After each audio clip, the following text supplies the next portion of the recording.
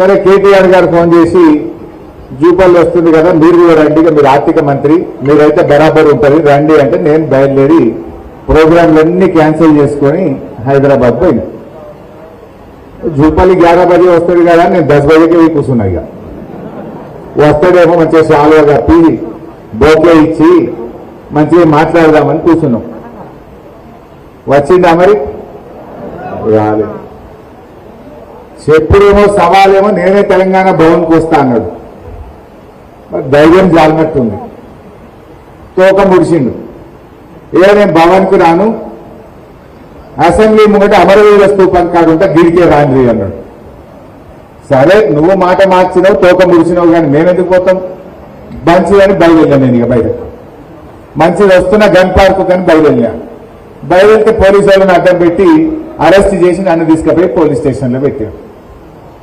ఆ పోలీస్ స్టేషన్లోకి వెళ్ళి కూడా మళ్ళీ మీడియా సాక్షిగా జూపల్లికి బుక్ చేసిన, మంచిగా స్టిక్కర్ అక్కేసిన, జూపల్లి రమ్మంటివి నీ పోలీసు వాళ్ళని అడ్డం పెట్టి ఆపి మరి వీడికే రా పోలీస్ స్టేషన్లో మాట్లాడకుండా నీ పోలీసులే కదా, నీ గవర్నమెంటే కదా, దమ్ముంటికి రా అని చెప్పిన. వచ్చిందా? రాలే. అంటే రాకుండా మళ్ళీ ఇప్పుడు ఒక ఉత్తరం రాసింది. ఆ ఉత్తరం రాసి నాకు వాట్సాప్లో పెట్టిండు ఫోన్లో. చదివిన అక్కడ కూర్చొని గదే చదువుతుంటే అప్పటి నుంచి ఆ ఉత్తరం చదివిన. ఇక ఆ ఉత్తరం ఏందో, ఆ కథ ఏందో, ఆయన సంగతి ఏందో ఒక్కసారి మీ ముగ్గురు చెప్దామని అనుకుంటున్నా. ఇక సరే నిన్నేమైందో మీకు తెలుసు. ఆయన పూటకో సవాలు, రోజుకో అడ్రస్. మొదలేమో నేనే భవన్కి వస్తున్నా అన్నాడు, మళ్ళేమో లేదు అమరవీర స్తూపం అన్నాడు, మళ్ళీ ఇప్పుడేమో సోమాజిగూడ ప్రెస్ క్లబ్ అంటుంది. అంటే పూటకో సవాలు, రోజుకో అడ్రస్ లెక్క ఉంది ఇలా ఆ జూపల్లి కృష్ణారావు సంగతి. సరే ఆ జూపల్లి కృష్ణారావు మొదలేమో కేటీఆర్ రా, నువ్వు హరీష్ రావు రా అన్నాడు. మేము వచ్చిన రోజు ఏంటో నేనేమన్నాడు, మీరు కాదు కేసీఆర్ రావాలి అన్నాడు. మేము వచ్చిన రోజు ఏంటంటే కేసీఆర్ రావాలన్నాడు. మళ్ళీ ఇప్పుడు మళ్ళీ మాట మార్చుతున్నాడు. ఇవన్నీ ఇంకో మాట నిన్న నేను చాలా సీనియర్ 5 ముఖ్యమంత్రుల దగ్గర పనిచేసిన ఈ కేసీఆర్ హరీష్ రావు కేటీఆర్ హరీష్ రావు వస్తానా, నేను రాను కేసీఆర్ వస్తానే వస్తాను తప్పించింది. అంటే ధైర్యం జారలే. 5 దగ్గర పనిచేసిన నేను చాలా సీనియర్ మంత్రి అన్నాడు. నీ సీనియర్ కథ ఏందో నీ కథ ఏందో ఇప్పుడు చెప్తా. ఇక ఉత్తరం రాసింది, నాకు ఉత్తరం వాట్సాప్లో వచ్చింది. మీరు జరగాలి భయ్, మొత్తం స్క్రీన్ ఎవరు అడ్డం ఉండదు, స్క్రీన్లో చూపిస్తాను సంగతి. ఉత్తుత్త మాటలు చెప్పాలి, వీడియో చూపించి చెప్తా. ఇక బట్టలు ఇప్పాలి, జరుగుతుంది మొత్తం జరుగుతుంది బిడ్డ, మీరు కూడా జరగాలి భయ్. అరే జరగలేదు, స్క్రీన్కి అడ్డం కనబడుతుంది, గన్నెలు గిన్నెలు అంతా జరగాలి. ఇది మనం చూసింది కాదు, మొత్తం తెలంగాణ చూడాలి.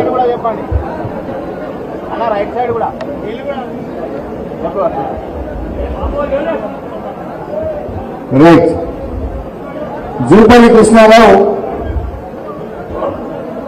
ఇవాళ ఉత్తరంలో ఏం రాసింది అంటే, బాబు మీరు కూడా జరగాలి బిడ్డ, అంటే వాళ్ళ బుద్ధిమంతులు వాళ్ళు కూర్చున్న వాళ్ళకి కనబడాలి కదా బిడ్డ, జర ప్లీజ్. ఇవాళ ఆమె కింద కూర్చోడు, ఏమనుకోకపోతే ఎంత జరుగుతుంది మీకు కనబడతలేదా? మీరంతా ఇక తప్పలేదా? ఏమనుకోలేదు వాళ్ళ కనబడతారు. చలో అన్న నూరా వాళ్ళు కొట్టారు.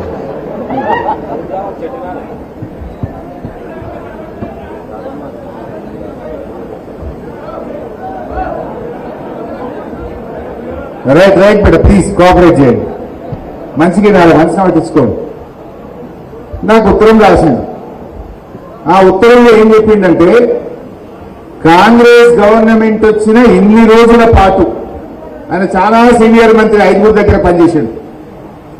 మొత్తం కాంగ్రెస్ ప్రభుత్వం ఏర్పడిన నాటి నుంచి ఇవాళటి వరకు కాంగ్రెస్ గవర్నమెంట్ చేసిన అప్పు 1,77,058 కోట్లు అని చెప్పిండు. జూపల్లి ఉత్తరం చూపిపోయి నాకు రాసింది. ఇది జూపల్లి నాకు రాసిన ఉత్తరం. డిసెంబర్ నుంచి 2026 జూన్ వరకు కాంగ్రెస్ ప్రభుత్వం కొత్తగా తీసుకున్న అప్పుల విలువ 1,77,058 కోట్లు మాత్రమే. సరే అదే కాలంలో బీఆర్ఎస్ ప్రభుత్వం చేసిన అప్పులు అసలు కలిపి 2,681 కట్టినా అన్నాడు. ఇది జూపల్లి ఉత్తరం, నాకు వాట్సాప్ లో ఉన్న ఉత్తరమే. ఇప్పుడు ఆయన పంపించి స్క్రీన్ మీద పెట్టినా. ఎంత అప్పు చేసిందంటే కాంగ్రెస్ ఎంత ఎంత 1,77,058 కోట్లు అని జూపల్లి నాకు ఇవాళ రాసిన ఇప్పుడు రాసిన ఉత్తరం ఇప్పుడే నా ఫోన్లో ఉన్నది ఆ ఫోన్లోకి వెళ్ళి తీసి పెట్టినా ఇక నేను రిజర్వ్ బ్యాంక్ ఆఫ్ ఇండియా రాష్ట్ర ప్రభుత్వం చాలా రకాల అప్పులు చేసింది టీజీఐసి అప్పు చేసింది హెచ్ఎండిఎల్ అప్పు చేసింది భూములు అమ్మింది సివిల్ సప్లైస్ కార్పొరేషన్ లో తెచ్చింది ట్రాన్స్కోలో తెచ్చింది డిస్కామ్ లో తెచ్చింది అవన్నీ లెక్క తీస్తే 4.5 लाख करोड़ అవుతుంది కానీ అఫీషియల్ గా రిజర్వ్ బ్యాంక్ ఆఫ్ ఇండియా నుంచి తెచ్చిన అప్పులు ఒక్కసారి చూపిస్తే అది చూపి బాబు అంటే రాష్ట్ర ప్రభుత్వం రిజర్వ్ బ్యాంక్ ఆఫ్ ఇండియా నుంచి ఏ రోజు ఎన్ని అప్పులు తెచ్చింది జర పెద్దగా చేసి కింది కానీ పైకి పోతా ఉందాం ఏ రోజు డైలీ డేట్ వైజ్ తెచ్చినాయి ఇక జర పెద్దగా అవుతుందా స్క్రీన్ పెద్దగా అయితే కాదా okay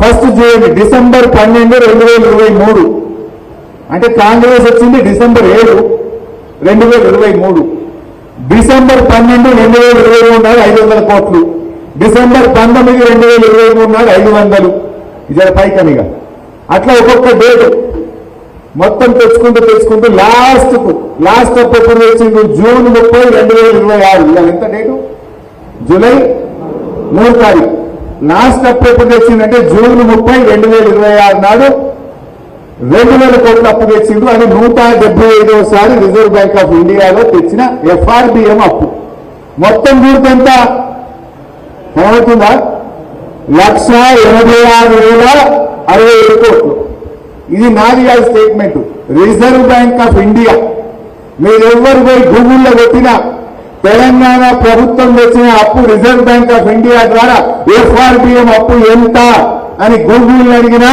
reserve bank of India website పోయి చూసినా ఎంతుంది అప్పు 1,86,087 కోట్లు మరొకసారి చూపని పెట్టు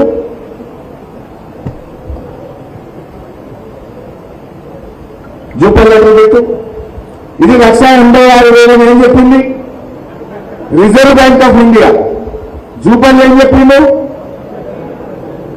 అంటే 10,000 కోట్లు మింగిందా ఇది ఒక్క ఎఫ్ఆర్బిఎం అప్పుడు అన్ని కలిపితే కథ వేరు ఇంకొక డాక్యుమెంట్ చూపిస్తే ఇక రేవంత్ రెడ్డి మొన్న అసెంబ్లీలో నేను గట్టిగా పట్టుకున్నా నువ్వు చాలా అప్పులు చేసినావని మాట్లాడంగా డేట్ కూడా చెప్తా మీరు అసెంబ్లీ గూగుల్ కోసి కొట్టండి మార్చి 18, 2023